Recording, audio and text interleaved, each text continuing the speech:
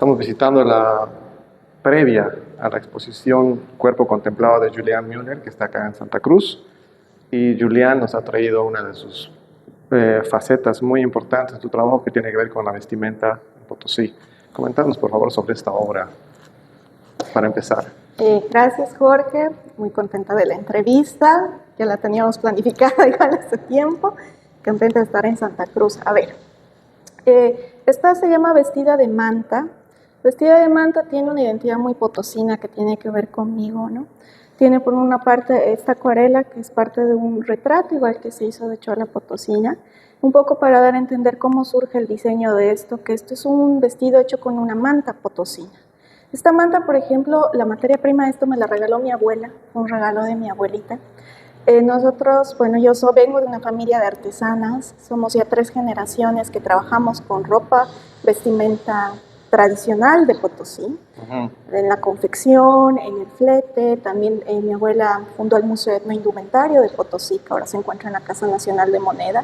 Entonces, de hecho, fuimos de los primeros, mi abuela fue la primera en hacer el rescate de la chola potosina como ahora. Entonces, para mí es muy importante, parte también de una investigación que hicimos. Yo me dedico mucho en el área antropológica a hablar sobre vestimenta tradicional. Entonces, esto viene de un diseño que yo hice en papel, que después se pudo confeccionar, que es como una reinterpretación ya de cómo puedes usar de lo que es la manta.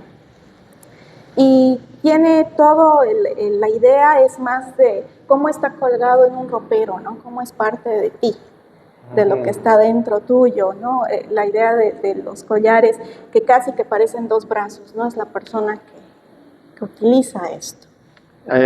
Aquí hay una referencia al uso tradicional, pero aquí tu versión contemporaneizada, digamos. Exactamente. El uso tradicional, por supuesto, es como mantilla, ¿no? La manta que se ponen encima, sobre todo las mujeres que se identifican como cholas potosinas, que es este tipo de bordado, este color crema muy característico de la región. Porque aquí se ve un poco más a un vestido, pareciera, ¿no? Es un vestido, o sea, la tela de la manta luego se transformó a partir de un diseño mío en el vestido. Entonces es una interpretación contemporánea. O sea que el diseño de moda también es otra de tus vertientes posibles de trabajo. Más que una vertiente, es parte de lo que me gusta hacer como artista plástica, que era dibujar. En mi arte, si pueden ver, hay muchas mujeres y le pongo especial cuidado tanto a las que se muestran aquí como las que he tenido en producciones previas, especial cuidado a la parte de los accesorios, ¿no? De la vestimenta, porque yo siento, y eso es algo que lo habíamos hablado con otros antropólogos, etcétera, es la vestimenta no es solamente lo que muestras, es parte de tu identidad, o sea, es como tú expresas identidad colectiva, y no solamente hacia los otros, sino también hacia ti mismo, o sea, es tu identificador personal. Puede que se note más en comunidades indígenas, por ejemplo, las que tenemos en el país, o en ciertos momentos de la historia, como cuando nace la chola potosina y había una jerarquía, digamos, de vestimentas que te daban esa identidad. Ahora también lo hacemos de forma individual. Cada uno de los objetos que nosotros escogemos en nuestro diario vivir para ponernos es cómo nos estamos reflejando al mundo, quiénes somos, de dónde venimos, a qué podemos acceder, o sea, toda la carga simbólica que eso lleva. ¿Llegarías a decir que la vestimenta es uno de los cuerpos contemplados? En realidad la vestimenta y el cuerpo contemplado van juntos. Yo creo que el cuerpo se entiende desde eso que nosotros mostramos al mundo. O sea, aquí hay 2 tipos de cuerpos, ¿no? El cuerpo un poco, digamos, como se ve en algunos audiovisuales y se puede ver en algunos textos, el cuerpo más materializado o incluso desnudo, ¿no? El cuerpo sin nada. Pero incluso ese cuerpo está acompañado de los objetos alrededor, que puede ser vestimenta, pero también puede ser paisaje, puede ser tu diario vivir, tus objetos cotidianos. Todo eso te acompaña y es parte de tu cuerpo. O sea, se empieza como a fusionar con lo que tú sientes que es tu cuerpo y cómo lo expresas al mundo. Una de las señas fuertes siempre en tu trabajo es el antecedente de ser potosina, que lo transmites siempre con mucha claridad y poesía.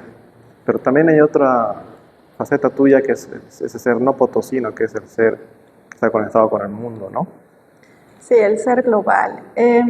Claro, viene también un poco de mi familia, ¿no? Yo soy en realidad boliviana-alemana, pero me identifico más con Potosí justamente porque he crecido desde que tengo 4 años, vivo desde que tengo 4 años en Potosí, en la casa de mi abuela, ¿no? Que es una casa además materna, donde están mi mamá, mis abuelos, mi hermana. Y eso, yo creo que en esta exposición lo que pasa es que esa potosinidad se va conjugando con también esta otra parte de mi identidad, esta otra parte además de mi ser como viajero, porque a mí me gusta viajar mucho, conozco muchos lugares. Entonces, eso se expresa yo creo también un poco en cómo interpreto esa potosinidad, y eso se puede ver en esta esquina de la exposición, por ejemplo, acá en esta que es Andes, Norte Potosí. Es una reinterpretación con objetos, lo que hablábamos de los objetos textiles, de vestimenta, de accesorios.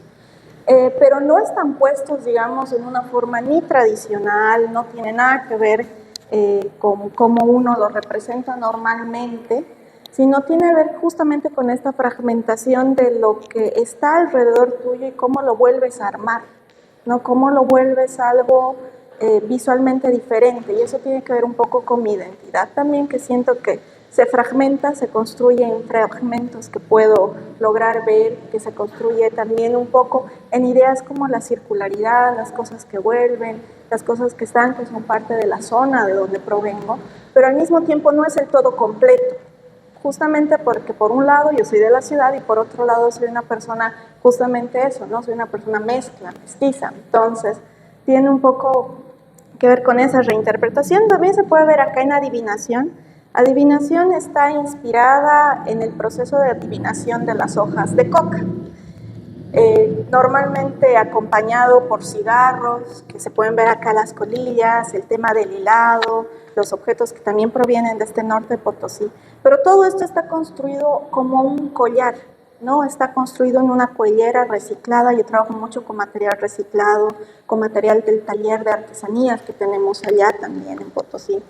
Entonces estas maderas sí están pintadas al óleo, yo las hice aparte para que combinen con esto. Y aquí, por ejemplo, puedes ver que es más como un diseño de modas, ¿no? Es un collar. No tiene que ver tanto con lo tradicionalmente asociado. Entonces, yo creo que en esa reinterpretación que yo hago, siempre muy respetuosa, trato de no molestar realmente lo que es lo tradicional, lo indígena originario, sino como lo que me llega, lo que es parte también de mi construcción, se va reinterpretando y se reinterpreta en ese contacto que tengo también con lo global, ¿no? Con las cosas que he visto de otros artistas, con las cosas que he visto en otros museos, con las cosas que yo misma siento que me llaman la atención como persona y como artista. Aquí tenemos un autorretrato que se llama Contemplación. De hecho, de aquí también aparece la idea del cuerpo contemplado, porque tiene que ver mucho la contemplación de uno mismo, que sucede un poco en la soledad, y donde aparecen todos estos elementos que conforman quienes somos. En este autorretrato, por ejemplo, yo escogí varios elementos para representar un poco también esta mezcla que uno tiene, porque no son solamente una cosa la que nos conforma, ¿no? En este caso, por ejemplo, podemos ver otra interpretación de una manta potosina. Esta igual, me la regaló mi abuela, pero esta es de color negro, tiene otro tipo de bordados. Tenemos los collares de Calcha. Calcha es una zona que yo quiero mucho porque ahí hice mi tesis de maestría. Mi mamá y mi papá estuvieron trabajando muchísimos años allá, tenemos mucha gente conocida. El espejo del norte Potosí, que también van a poder ver en otras obras, que es una parte como de la zona a nivel macro donde vivo. Si bien yo soy de la ciudad de Potosí, son elementos que se pueden encontrar dentro de la ciudad porque llegan también para comerciarse allá, ¿no? Entonces todo esto mirando hacia un paisaje ideal, digamos, que está conformado también por el Cerro de Potosí. Como decía, los paisajes, los objetos son parte de nuestra identidad. En mi caso, el Cerro Rico es quizás una de las partes más fuertes de mi identidad, porque es el lugar donde he crecido, donde me he formado y pues lo que me define un poco también como potosina. Entonces aquí, por ejemplo, se puede ver cómo cada uno de estos elementos conforman una idea más grande. Ahora hay un elemento que viene acá, que esto un poco se difumina hacia una idea de luna y agua, y esto tiene que ver más con la simbología en historia del arte, ¿no? O sea, la idea de la luna y el reflejo en el mar tiene más que ver con la idea de introspección y de feminidad también, ¿no? Un poco ese reafirmar mi ser como identificada como mujer y todo lo que eso representa. Probablemente la materia prima de esta exposición seas tú misma, ¿verdad? tu ser, tu identidad, tu memoria, tus recuerdos. Y creo que en esta parte de la exposición queda muy claro. Sí, yo siento que sí, es una exposición muy multidisciplinaria, ¿no? Se puede ver instalación, dibujo, arte textil, también van a poder ver audiovisuales.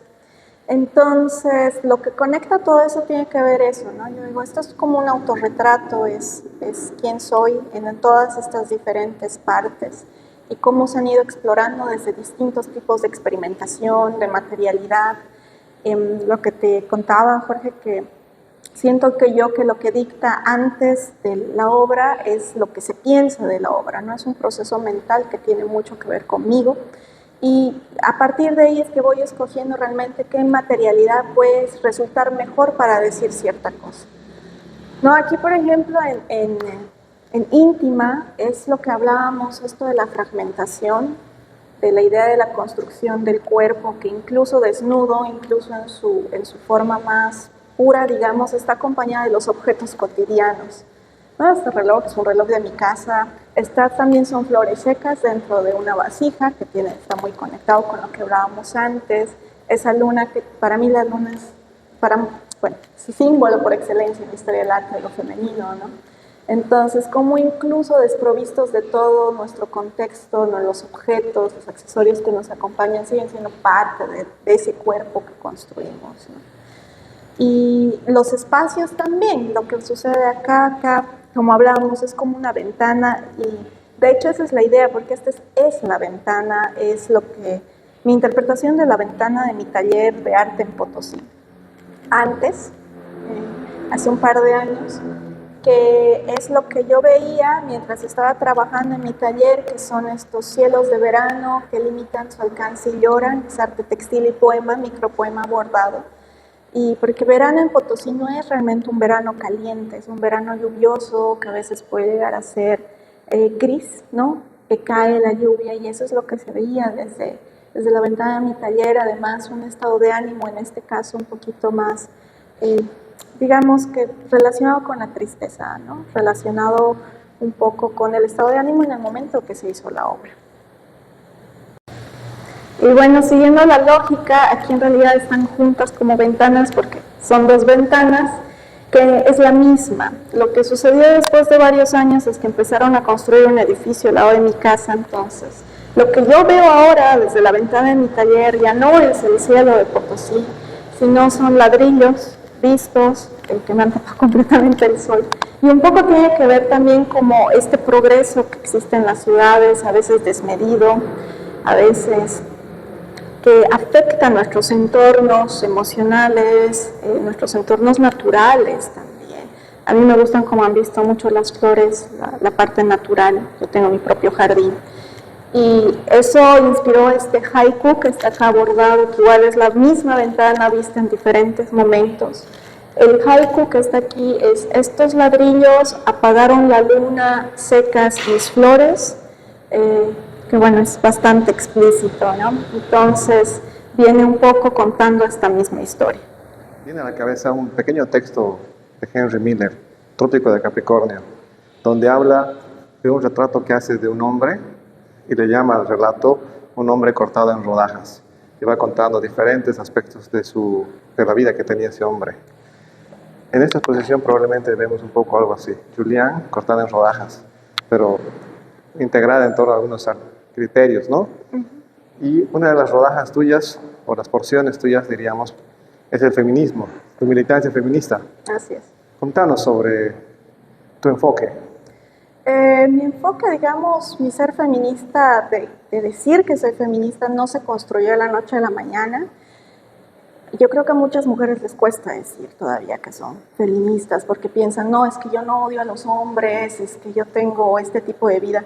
Pero va más allá de eso, va hacia lo estructural, que es un sistema que es patriarcal, que nos molesta a hombres y a mujeres muchísimo más, y a personas de la comunidad LGTB también. Entonces es un poco el ir contra esa corriente, es un poco el desde mi posición como artista, también trabajar en favor de eso, en la denuncia de eso, pero también desde la introspección, ¿no? Yo creo que como toda mujer en Bolivia ha sufrido de alguna u otra forma cierto tipo de machismo, de violencia o de menosprecio, o ha visto, ¿no?, en amigas, en el contexto, basta con que prendamos las noticias todos los días. O sea, negar una realidad que es obvia bajo discursos que no tienen nada que ver es triste. Entonces, es un poco seguir aportando un granito de arena muy chiquito, pero mío, a esa causa, ¿no? Y a eso viene principalmente esta obra, creo, en la exposición, ¿no? Así es, esta es una de las piezas centrales que se llama El mito del amor romántico.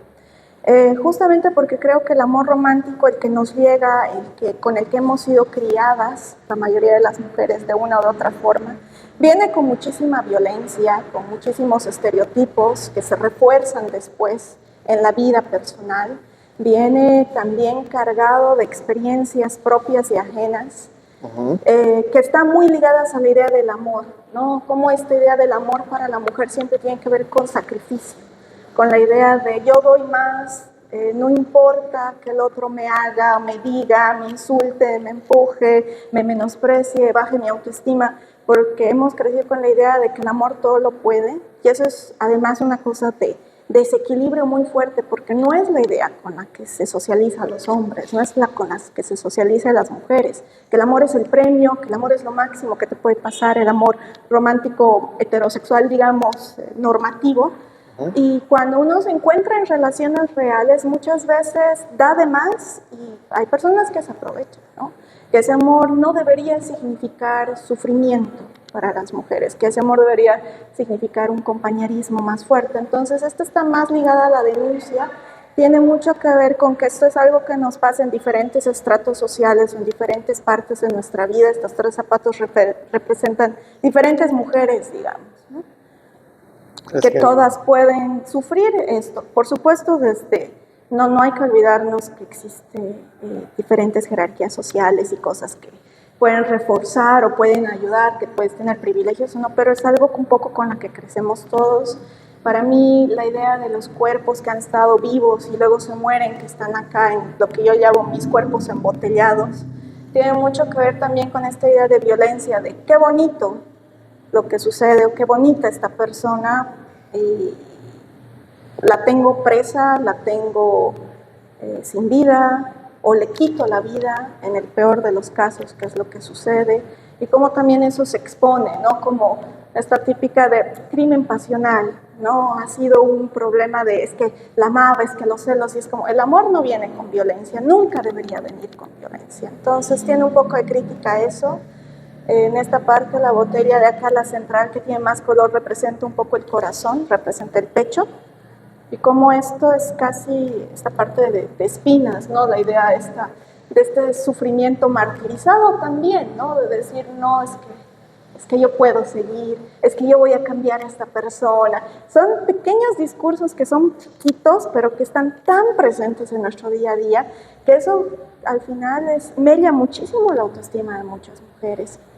Y ese discurso viene desde los medios, viene desde las noticias, viene desde las familias, no es algo simplemente que venga de un sistema, es un sistema, ¿no? Pero no venga solamente desde, no sé, las películas de Disney, es como algo con lo que uno crece todo el tiempo. Y aquí tenemos el simbolismo del color rojo en los hilos, en la lana, ¿no? Es lana roja. Es lana roja. Y el rombo también ahí como elemento simbólico presente, y las flores secas.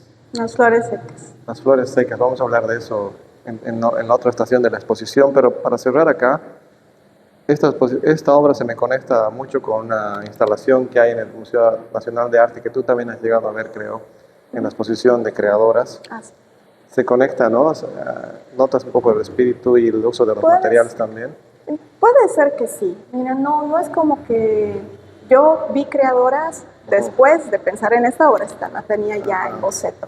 Pero yo creo que hay como un hilo conductor bien parecido a lo que conecta a muchas mujeres que trabajan con el tema de feminidad y también de la idea de reinterpretación, de feminismo, de lucha.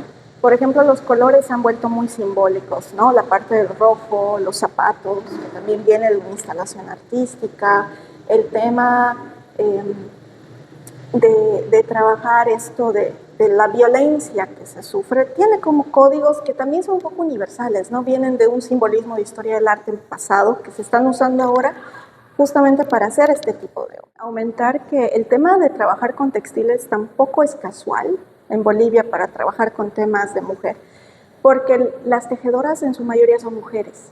Entonces, como la revalorización del tejido, también como arte femenino, yo creo que eso también nos impulsa a usar elementos textiles justamente para hablar también de este tipo de situaciones o de lo femenino, de las mujeres, de la construcción de las mujeres, justamente porque sobre todo en nuestro contexto boliviano es un arte que en el lado occidental al menos, es decir, en la parte de La Paz, Oruro, Potosí, está muy conectado con también la construcción de género a nivel Andes, ¿no? Lo que es las mujeres andinas. Bueno, aquí estamos con una obra que se llama Efímero, que en realidad está muy conectada con la que habíamos visto antes de Mito del Amor Romántico. Aquí vuelven a aparecer las flores secas. Efímero es un poema, ¿no? En realidad esto viene más la obra visual a acompañar al poema, en realidad, ¿no? Y el poema dice así, que es llora, siembra, llora, cosecha, llora, moza cosecha, llena de gusanos. Mala siembra, mala semilla, mala tierra, agua enferma, como el arco iris de los altos mitos. Cariño enfermo, infierno en alma, cosecha llora, nace muerta. Cariño efímero es basura para el basurero. Esta tiene dos significados. Efímero, uno, porque los materiales con los que se trabaja esto son efímeros, no está pensado para hacer una obra que dure, es más para una obra que se exponga en cierto tiempo por la forma en que está hecha. Y segundo, tiene que ver mucho con la idea del cariño que nace enfermo, ¿no? De lo que nace, de lo que se intenta muchas veces en una mala tierra. Cuando se intenta muchas veces algo... Ah, no. Sí, eso más. ¿Sí? Sí. Cuando se intenta muchas veces algo en un espacio que no nos pertenece, puede ser el amor, puede ser un espacio tóxico de trabajo, puede ser muchos lugares personales donde uno no se sienta parte. Y por mucho que uno intente y que intente, lo que pasa es que nada florece, ¿no? Que nada crece, que a veces esto que sembramos con tanto amor no necesariamente da los frutos que nosotros queríamos. Y eso es como una verdad de vida también, no solamente en el lado del amor romántico, sino en un lado muy personal. En este caso también que tiene que ver con las frustraciones individuales que pueden llegar a suceder y que no siempre se muestran, ¿no? Esas cositas, las derrotas normalmente las mantenemos con nosotros, se quedan con nosotros. Y a veces todas esas cosas que queríamos que sucedan terminan en la basura, ¿no? O sea, son cosas que al final no suceden. Y esto, bueno, está ligado con Mito del Amor Romántico, con el tema de que a veces también hay que admitir esa derrota de que hay cosas que no pueden suceder o que son efímeras y que finalmente la belleza que tenía no es tanto para la durabilidad, sino es para el momento en que está. Y eso un poco también representa las flores de regalo, como estas de acá, que son de ramos de flores, que de hecho a mí no me gustan los ramos de flores porque siento que mueren muy rápido. A mí me da pena ver a las flores agonizando, ¿no? Las plantas agonizando, porque es bonito, pero muere rápidamente. Es esta idea de si tú quieres mucho una flor, no la cortas, sino que la cuidas para que crezca. Entonces, si lo que haces es cortar para que se vea bonito y luego muera, es efímero, no es algo duradero.